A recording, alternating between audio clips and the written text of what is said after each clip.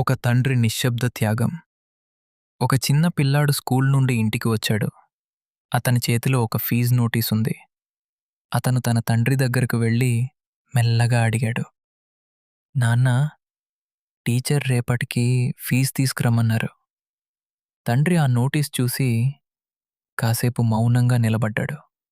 ఎందుకంటే అది పెద్ద మొత్తం కాదు, కానీ ఆ సమయంలో అతని జేబులో అంత డబ్బు లేదు.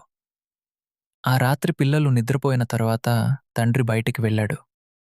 మరుసటి రోజు పిల్లాడు స్కూల్కి వెళ్ళేటప్పుడు తండ్రి అతని చేతిలో ఫీజు డబ్బు పెట్టాడు.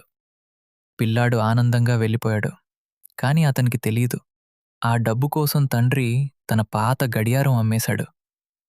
తండ్రులు చాలా మాటలు చెప్పరు, కాని వాళ్ళు చేసే త్యాగాలు పిల్లల భవిష్యత్తును నిర్మిస్తాయి. గుర్తుంచుకోండి, పిల్లలకు ఇచ్చే అత్యంత పెద్ద బహుమతి డబ్బు కాదు, భద్రమైన భవిష్యత్తు. ఒక తండ్రి నిశ్శబ్ద త్యాగం.